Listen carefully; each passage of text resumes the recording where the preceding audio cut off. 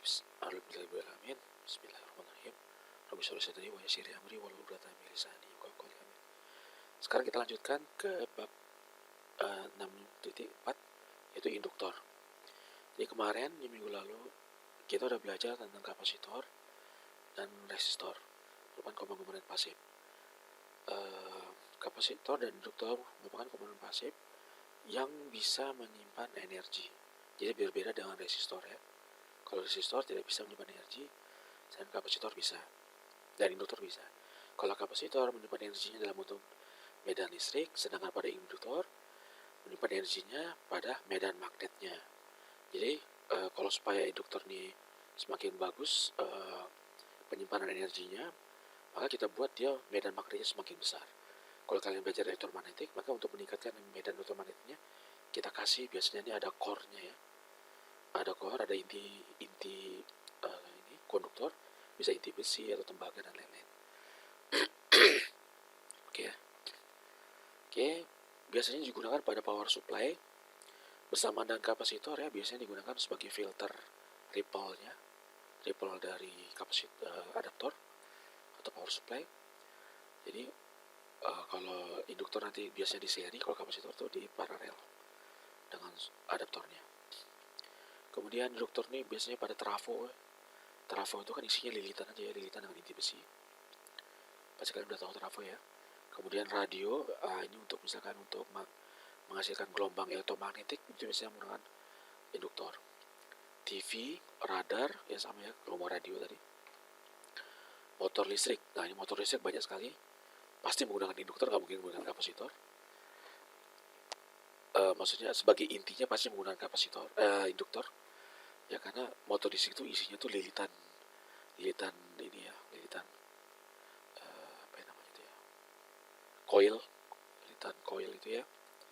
Misalkan kalau kalian buka motor pompa itu, kalian di dalamnya itu ada lilitan-lilitan, nah itu adalah induktor. Ya.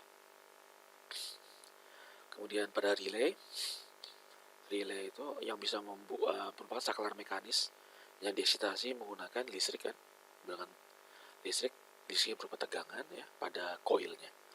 Jadi koilnya misalkan ini dikasih tegangan, misalkan relay 5 volt, dikasih tegangan 5 volt, maka menghasilkan medan magnet. Kemudian ada kontak logam ya, yang kalau kena magnet itu dia bisa berpindah posisi gitu.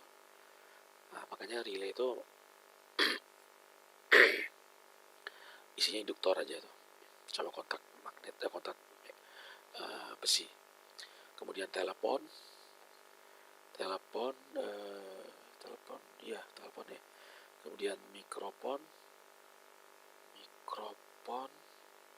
belum pernah lihat mikrofon tuh. Kalau speaker mah iya ya, speaker banyak ininya, lilitannya. Kemudian pickup head, jadi dia pada bagian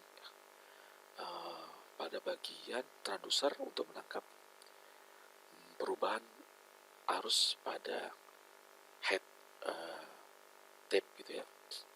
Kemudian sensor ya, sensornya termasuk pickup head sensor. Sensornya misalkan apa ya? Sensor induktif itu biasanya tuh. Dan lain-lain lah ya. Induktor terbuat dari lilitan kabel listrik, ini udah kelihatan ya. Ini merupakan kabel biasanya tuh coil yang berisolasi, kemudian lilit sebanyak-banyaknya ya, sepanjang ini. Nah,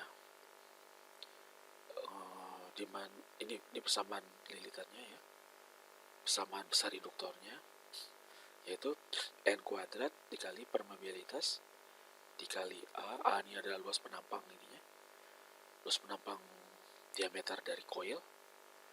Kalau misalkan kotak ya, kalau kotak berarti A nya itu kan rumus kotak ya. Kalau misalnya lingkaran ya berarti rumus lingkaran. Kemudian dibagi L itu adalah panjang dari lilitan gitu. Nah kalau ini dilihat panjang dari ini ya, sebenarnya kurang tepat ya, seharusnya panjang lilitan gitu. Oke, dimana besar tegangannya adalah V sama dengan LDI per dt. L ini adalah induktasinya, satuannya Henry. DI per dt artinya apa? Dikali perubahan arus dalam satuan waktu. Jadi kalau misalkan arus ini berubahnya tiba-tiba ya, atau dt-nya misalkan mendekati 0, maka tegangannya itu akan besar sekali ya. Jadi oleh karenanya misalkan pada aplikasi relay itu kan biasanya kalau misalkan kita ingin eksitasinya menggunakan elektrik, misalkan disambung dengan microcontroller, biasa relay itu kita sambung dengan rangkaian interface transistor sebagai switchingnya, ya kan. Nah kalau relay itu kita sambung, gambar dulu deh, misalkan ini transistor ya, ini biasanya NPN gitu. Oke, nah ini misalkan masuk ke microcontroller ya, microcontroller ini bisa menggunakan resistor ya sebagai tegangan jatuh, VB-nya. VB-nya kan 0,7, berarti karena keluaran microcontroller bisa 5 volt menggunakan resistor, jadinya VB-nya tetap 0,7, selebihnya jatuh ke resistor ini. Nah relay bisa kan dipasang di sini nih, di kolektornya, ya kan. Nah ini sumbernya. Nah ini misalnya kontaknya relay ya. Misalkan menggerakkan motor gitu, menggerakkan motor AC ya, misalkan motor AC, motor satu fasa gitu. Nah relay kan berupa induktor tadi. Kalau seandainya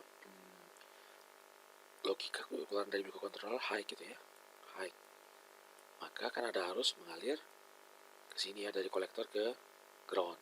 Nah relay aktif, maka kontak nyala, motor nyala. Nah kemudian misalkan keluaran dari motor microcontroller itu menuju 0 atau langsung 0 ya, maka relay ini otomatis harus mati kan ya, karena transistor mati, relay mati. Nah tadi ingat, perubahan mendadak dari arus induktor ini ya, itu akan bisa menyebabkan transistor rusak. Kenapa? Karena transistor itu akan dikenakan tegangan yang besar sekali gitu. Kenapa besar sekali? Ya itu tadi, perubahan dari arusnya ada, kemudian tiba-tiba 0 gitu ya dari transistor ini, maka otomatis DI per dt-nya tuh besar sekali. DI per dt-nya besar sekali. Akibatnya apa? V-nya besar sekali. V-nya besar sekali, maka transistor ini bisa jebol gitu. Bisa jebol. Oleh karenanya, agar transistor ini tidak jebol ya, itu kita, ini sebagai pengetahuan tambahan aja ya, agar transistor tidak jebol itu kita kasih dengan bukan kapasitor, diode di sini. Kasih diode. Nah, kasih diode. Kenapa kasih diode? Kalau misalnya terjadi kasus tadi, misalnya transistor tiba-tiba mati, maka tegangan kolektor pada diode ini, pada kapasitor akan selalu terhubung dengan 5 volt. Sehingga dia tidak mungkin lebih dari 5 volt tegangannya. Itu kalau dari sisi tegangan. Kalau dari sisi arus induktor ini akan diputar ke induktor lagi. Oke, itu sebagai tambahan ya. 1 Henry satuannya 1 volt second per ampere. Oke. Nah ini tadi udah ya, perhitungan nilai induktasi. L panjang dari lilitan ya. Kemudian tadi udah ya, core juga nih. Ada permeabilitas inti. Kalau misalkan kalau kita menggunakan core materialnya misalkan besi dengan permeabilitas yang tinggi, maka itu akan lebih besar nilai L-nya jika kita tidak menggunakan besi. Misalkan ini udara aja, ini udara kosong gitu ya, nggak ada ininya, maka jika kita menggunakan besi akan jauh lebih besar. Kenapa? Karena permeabilitas inti dari besi ya, itu lebih besar pada udara. Oke, N itu adalah jumlah lilitan, number term. Oke, nggak ada yang aneh ya.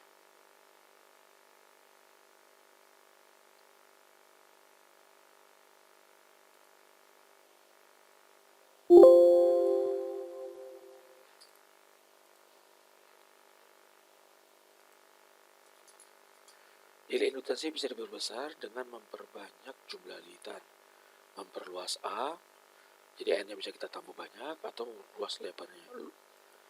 Aduh, sebenarnya kita bisa besarkan luasnya. Memendekkan L, atau juga dengan menggunakan material inti dengan probabilitas yang tinggi. Gitu tadi, misalkan udara sama besi. Jelas besi lebih besar probabilitasnya, sehingga L-nya lebih besar. Tipe-tipe induktor. Nah, ini contohnya solenoid wound induktor. Kayak seperti ini. Nah, ini yang tipe melingkar pakai inti besi ya. Kemudian ini tipe induktor yang biasanya tipe yang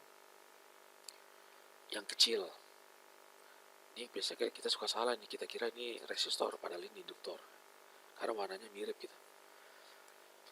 Oh ya, juga induktor ini tidak bisa kita buat seperti resistor atau kapasitor. Kalau pada teknologi IC, kapasitor dan resistor itu kita bisa bentuk menggunakan semikonduktor. Ya, jadi menggunakan teknologi IC. Jadi dia bisa terintegrasi dengan rangkaian listrik yang lain dalam suatu IC gitu ya, dalam suatu chip. Tapi kalau induktor itu tidak bisa, jadi belum bisa lah setidaknya. Sehingga induktor itu biasanya kalau misalkan dibutuhkan pada suatu rangkaian chip, rangkaian IC ya, itu harus dipasang terpisah gitu. Jadi secara diskret ya, komponen diskret ya. Ya tidak bisa kita fabrikasi di teknologi IC. Oke, biasanya durasinya adalah sekitar mikrohenry, kecil ya. Biasanya untuk peralatan komunikasi, atau puluhan henry biasanya untuk pembangkit. Tuh pembangkit listrik tuh misalnya generator, apalagi yang generator PLN ya. Itu henry-nya udah besar sekali. Bisa kalian lihat di internet ya, bagaimana generator yang digunakan pada pembangkit listrik. Itu ukurannya besar sekali. Kemudian besarnya bisa tetap atau bervariasi, intinya bisa berasal dari besi, baja, udara, atau plastik. Di pasaran induktor juga dikenal dengan nama coil atau choke. Oke.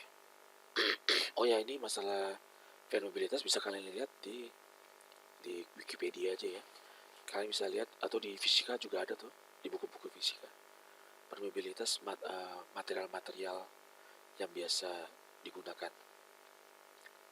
untuk peralatan induktor. Oke, hubungan arus dan tegangan. Karena tadi tegangan itu adalah V dI per dt, V sama dengan L dI per dt ya. Maka kita lihat ini, kalau misalkan nih sumbu mendatarnya adalah dI per dt, sedangkan vertikalnya adalah V. Kalau misalkan induktor atau induktor linear, maka akan kita dapatkan grafik ya, kurva persamaan ini tuh berupa garis lurus dengan kemiringan L gitu ya.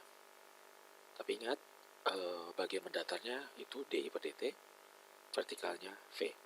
Nah, kalau kemiringannya garis lurus seperti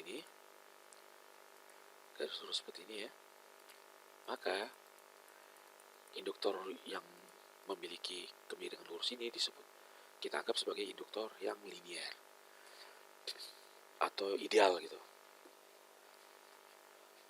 Nah, untuk mata kuliah kita ini kita anggap semua induktor itu linear. Apakah di pasaran induktor semuanya linear? Ya nggak ada induktor yang linear ya.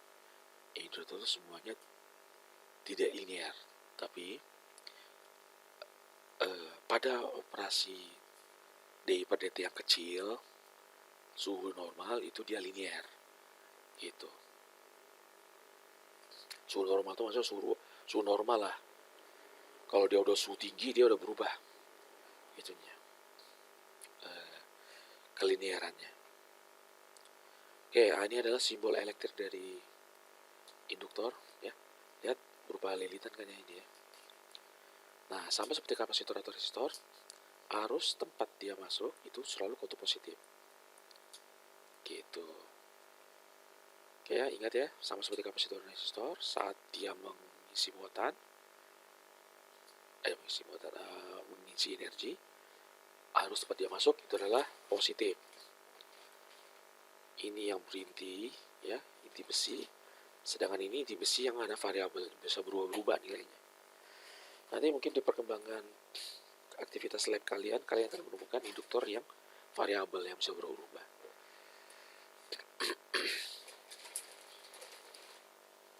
Oke.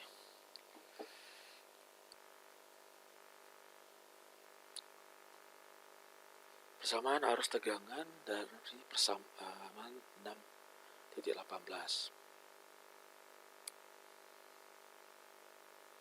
Jadi dari yang ini 6.18. Kalau misalkan kita keluarin I-nya seperti biasa ya, maka menjadi 1/L integral V T dt. Atau 1/L jika dimulai dari T0, ya, maka harus dijumlah dengan kondisi arus induktor mula-mula. Jadi saat mulai diaktifkan, apakah induktor ada arus mula-mulanya apa enggak? Kalau ada, itu ikut dijumlahkan. Daya pada induktor P sama dengan V kali I di rumus umum ya. Karena V itu adalah LDI per dt, sehingga persamaannya menjadi seperti ini. Nah, kemudian energi tersimpan, bla bla bla bla bla. Nah, langsung aja jadi seperti ini. Oke, setengah LI kuadrat. Ingat, ini kondisi ini ya. Jika I saat 0 atau saat mula-mula itu sama dengan 0. Kalau tidak sama dengan 0, ya, maka persamaan ini ya harus kita jumlah dengan energi I saat mula-mula. Itu setengah LI 0 kuadrat harus kita jumlahkan. Gitu. Hal penting lainnya. Oke, dari persamaan 16 apa kita ketahui bahwa tegangan pada induktor sama dengan 0 jika arusnya konstan. Ya kan? Jika DI per dt-nya 0, maka otomatis tegangannya kan 0 ya. Ini kan V ini adalah LDI per dt. Tegangannya 0. Induktor akan seperti rangkaian short pada DC. Karena tegangannya 0, kan kalau rangkaian short ya. Rangkaian short, misalkan seperti ini ya. Gini, ini misalkan sumber tegangan, dia R ya. Tegangannya misalkan 5 volt. Aduh, gambarnya jelek banget, ntar loh. Ini R misalkan, ini tegangan, gini anggaplah. Ini R. Ini misalkan 5 volt. Berapa tegangan R? Tegangan R pasti 5 volt. Sedangkan tegangan kabel ini, ya, karena hambatannya 0 kan, berapa? 0. Tegangannya 0. Berarti, kalau suatu elemen tegangannya 0, ingat 0 ya, bukan tidak ada. Tegangannya 0, ingat 0 itu beda dengan tidak ada. Maka, berarti elemen itu short. Ya. Sama seperti saklar nih. Saklar kalau tertutup seperti ini, aduh jelek banget gambarnya. Saklar ya. Nah, gini. Kalau misalkan dia tertutup, maka ini V-nya adalah sama dengan 0. Ya. Berarti dia short gitu ya. Maka ingat, kalau induktor diberikan arus atau tegangan yang konstan, berarti apa? Induktor berfungsi sebagai kabel atau short. Ya, karena tegangannya 0. Oke. Nomor 2, posisi induktor adalah perubahan arus yang melewatinya. arus pada induktor tidak mungkin berubah tiba-tiba.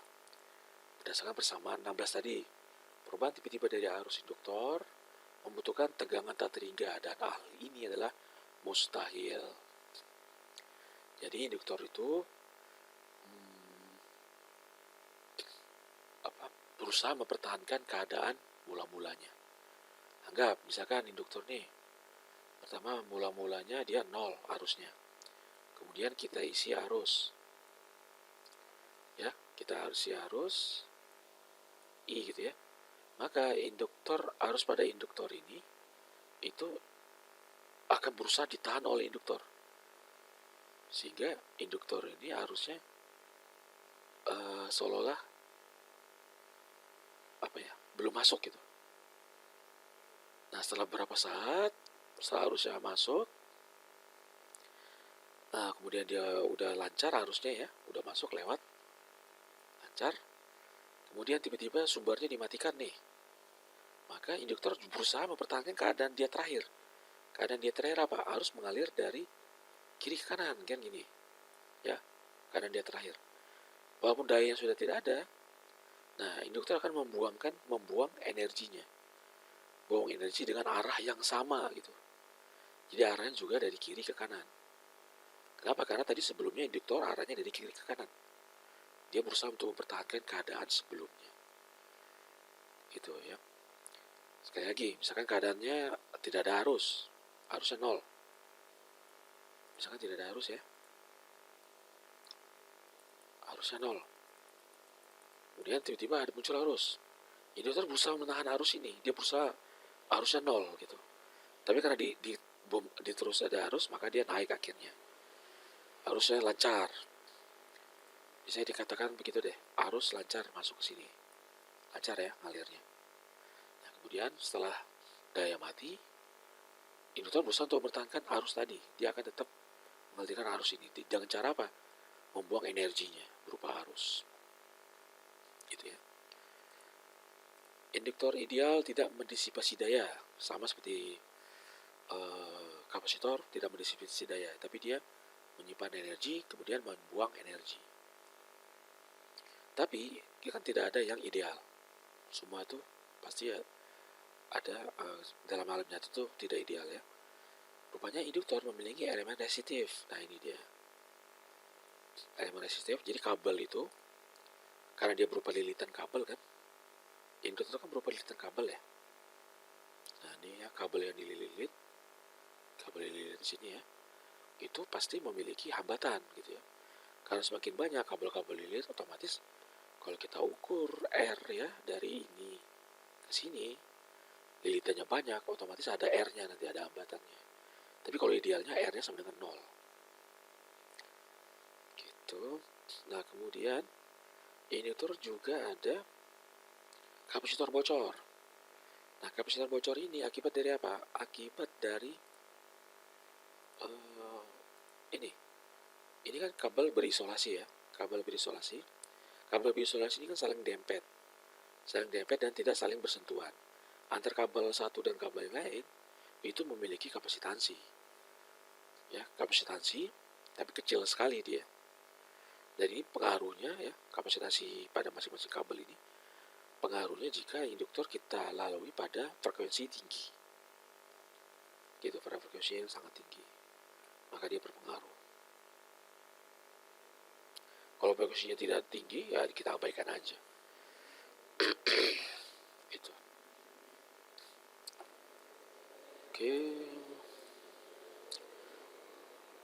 Oke, gitu aja dulu untuk ini induktor. Kita lanjutin nanti ke contoh 68.